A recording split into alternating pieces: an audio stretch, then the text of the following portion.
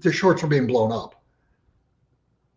I've said for years that on both gold and silver, the numbers that we're going to go to are higher than anyone has projected of any number for gold or any number for silver. The actual number, I'm convinced, is going to be far higher than the most optimistic projection there is. And the reason being, gold and silver have been, what they've done is they've sold paper contracts against gold and against silver that don't exist. And we're going to move into a failure to deliver scenario. And when that happens, man is a funny animal. When you tell man he can't have something, he wants it that much more. Yeah. And I mean, you're talking literally trillions of dollars that are going to be dislodged from the stock market, from the bond market, even from the crypto markets. And all that money is going to be pointed toward gold and silver.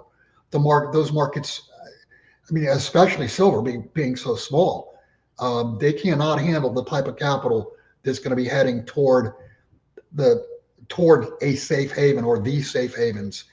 And one other aspect of man, fear is the greatest emotion there is.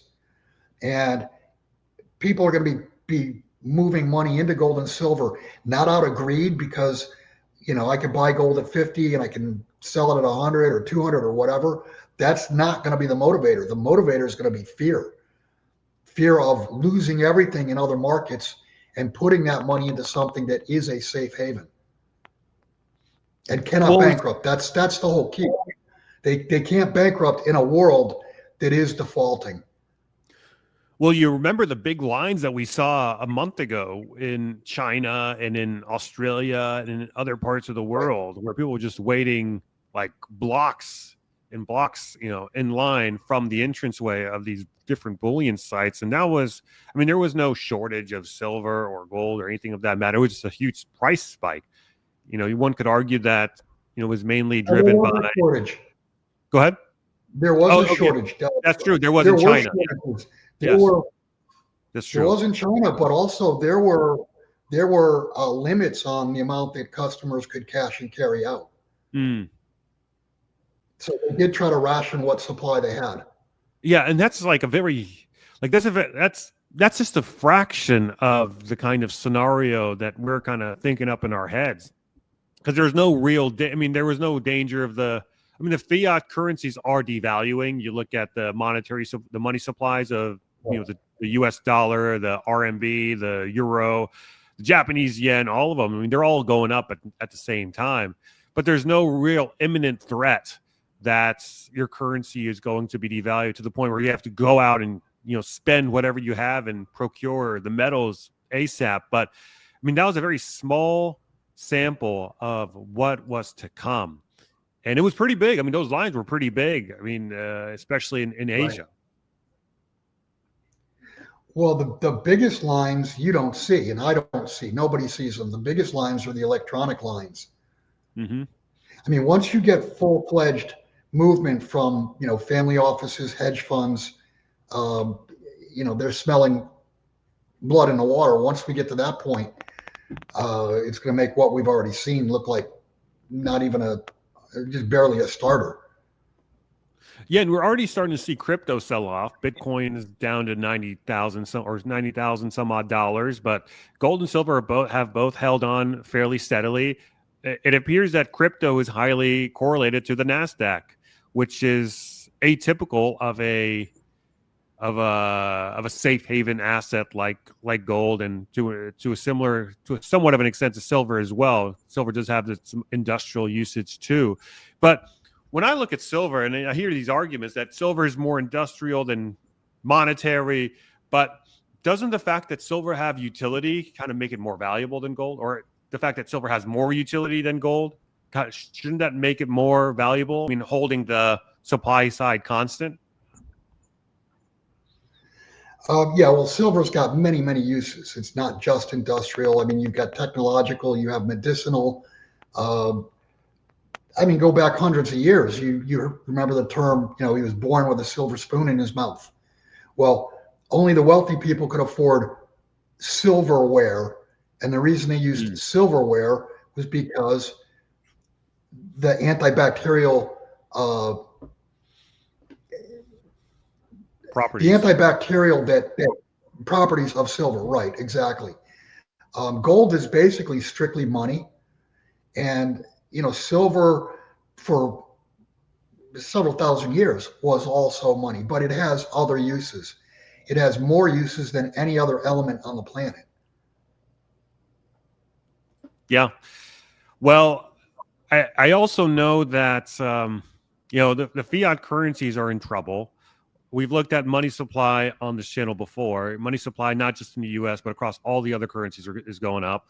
But you also have something else that's going up, and that is something you just brought to my attention before we hit record, and that is the Japanese 30-year yield. I mean, check this bad boy out. Currently at 3.337%. Well, we haven't. I mean, this is an all-time high in the Japanese 30-year yield. So why is this something to keep an eye on, Bill? You want to keep an eye on the Japanese interest rates and also the Japanese yen, because that is it's the bed, if you will, for the carry trade. The carry trade that had been put on. I mean, they were doing this back in the 90s, early 2000s. You could borrow in yen at low interest rates, and you could just turn around and buy U.S. Treasuries and make the spread, and that's fine as long as interest rates don't rise in Japan, and it's fine as long as the yen itself does not rise in value versus the dollar. It was a cheap way of funding, and it's being shut off. Not only is it being shut off, but it's turning some of these carry trades upside down because the rate to carry is higher, and the cost to buy the Japanese yen back is higher. So the carry trades are blowing up. That's what that chart is showing you. Right. But you also have the 30-year yield here on the U.S. side. I mean, that's also somewhat. I mean, that's still trading at a premium to the 30-year Japanese bond. Currently, you've got the 30-year at 4.73. Is the number to look out for? Is that when the 30-year, or sorry, when the Japanese 30-year begins to overtake the American 30-year? Oh, yeah, well, that would certainly be a cause for alarm. But just this elevated level, I mean, if looking at the chart, it's straight up. Yeah. When is that going to stop, or does it stop? So what is this implying about Japan's current status?